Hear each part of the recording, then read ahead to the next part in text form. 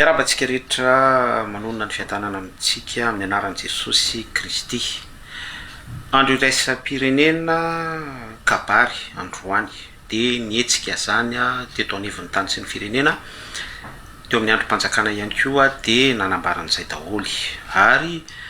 nisy olo tena mihitsy izay nanao proclamation ny teny tamin'ny tsindrim-peo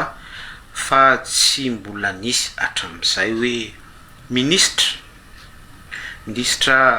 nanome lanjan'izay andro iraisam-pirenena ny amin'ny kabary zay teto amin'ny tany sy ny firenena fa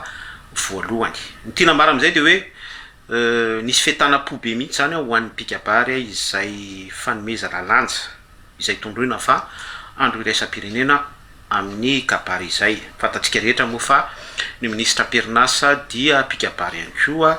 amiko lotsika be izay zavatra izay izay reconnaissance izay fifampitohizan-javatra izay fa ny zavatra tena hitondrako afatra amintsika sy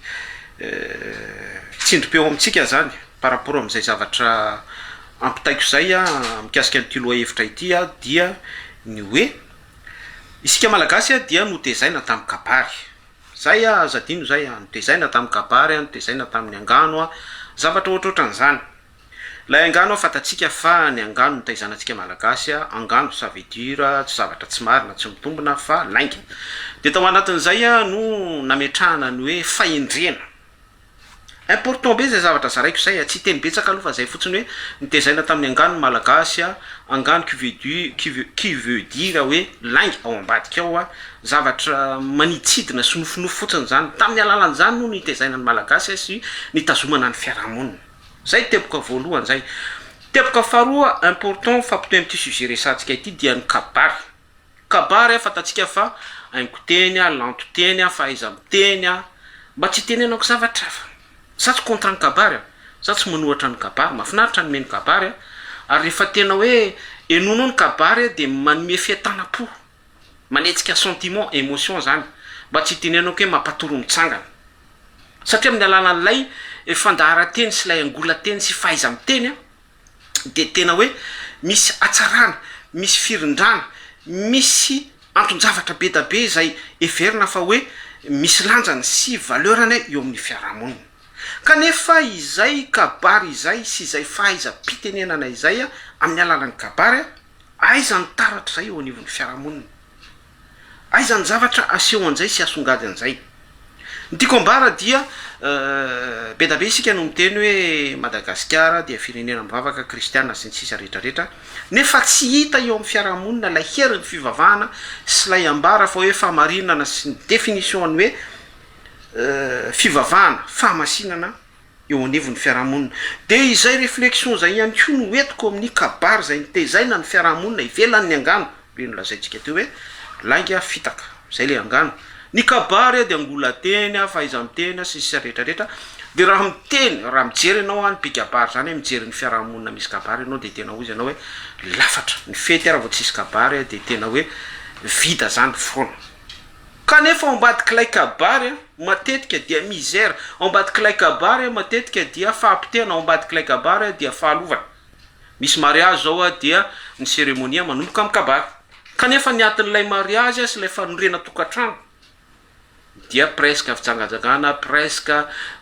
ady ao anatin'ny tokantrano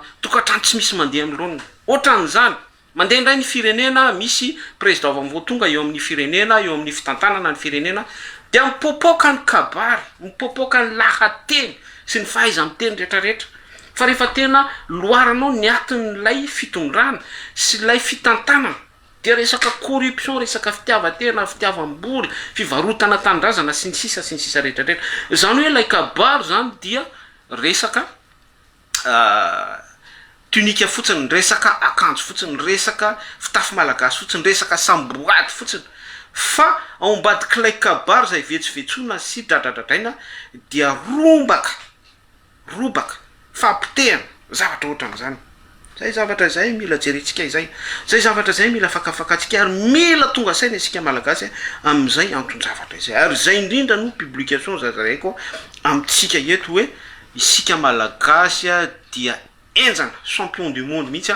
amin'ny resaka kabary amin'ny resaka teny fahendrena amin'ny resaka teny mahatona amin'ny resaka poezia amin'ny resaka fampandriana atrisa ny endrika ivelany rehetra izany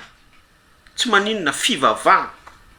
fa ilay atiny eo amin'ny fiarahamonina ilay ao ambadika ilay fotony ilay ao anatiny mihitsy zany tena fahafatesana robaka tena fahalovana tsy misy afaty zany ka izy io efa voalazan'ny baiboly izy io Korinthiana voalohany toko 4:7 zao ny ambaran'ny baiboly any hoe fa ny teniko sy ny toroteniko dia tsy teny fahendrena mahatona zany hoe tsy kabary zany tsy teny tsara lahatra zany tsy poezia zany tsy resaka tononkalo zany tsy fahaiza miteny zany fa fanehoana ny fanasiery io le fanasiery io dia mireflete ny baiboly mireflete an'Andriamanitra mireflete an Jesosy Kristy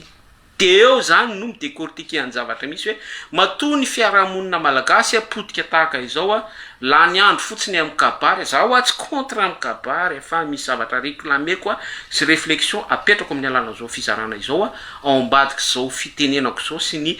fametrahako an'ity sujet ity la ny andro zany tsika amin'ny kabary la ny andro sika amin'ny alalan'ny démagogie la ny andro sika amin'ny alalan'ny fahaiza miteny la ny andro sika amin'ny tunique la ny andro sika amin'ny cérémonie be da be isan-karazany aingona kabary sy ny fomba be da be isan-karazany fomba malagasy fomba mpivavahana fa tsy mifoa ao anatintsika mihitsy ilay fahendrena takin'ny kabary ilay fahamasinana takin'ny soratra masina ilay rariny sy hitsiny selon la Bible tokony hipetraka ilay fitiavan'i Jesosy Kristy tsy misy an'izany rehetrarehetra izany fa poezia sy mifaninana kabary izany no mahafalentsika malagasy dia miseseo amin'izany sy mapakatra an'izany ho ao andapa sy eo anivon'ny fiarahamonina mampiseho ary mirantiranty hitatsika ny sary pikabary izay manao défilé sy mirindra sy mirahira sy mifalifaly miaraka amin'ny ministra sy ny sisa rehetrarehetra amin'izay fanehoana zay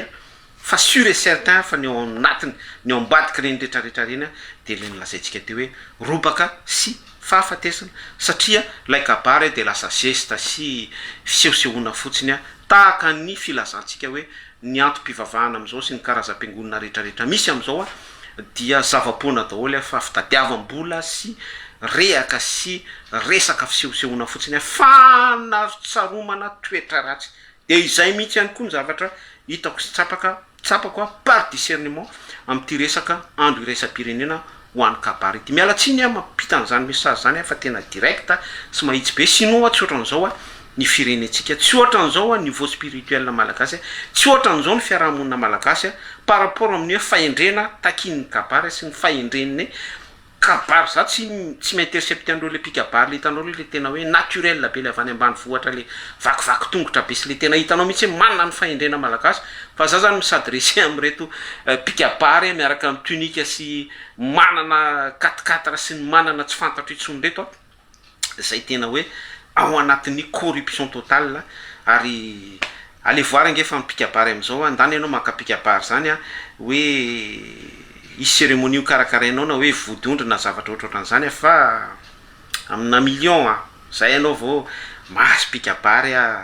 tena hoe reconnu pikabary hoe azo ambara hoe tena hoe misy lanjany eto anivon'ny fiarahamonina satria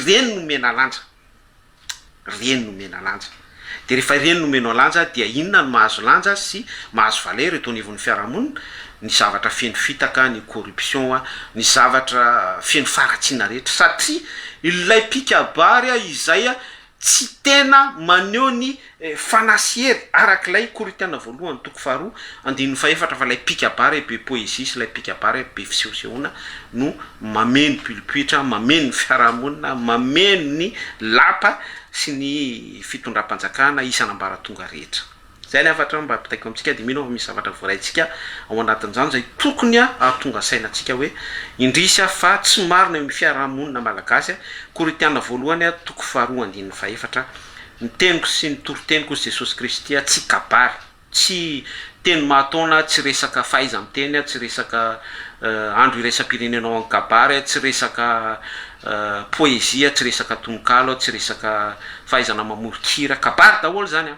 fa fanehoana ny fanasera ilay fahamarinana minimum inspiration divine mba tsy ilazako hoe satria tsy hoentiko am'izay aloha malgré hoe za kristianina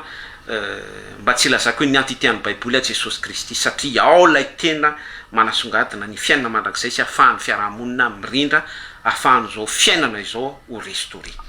tianao jesosy avoarainao ny afatra mirazo sotsika rehetra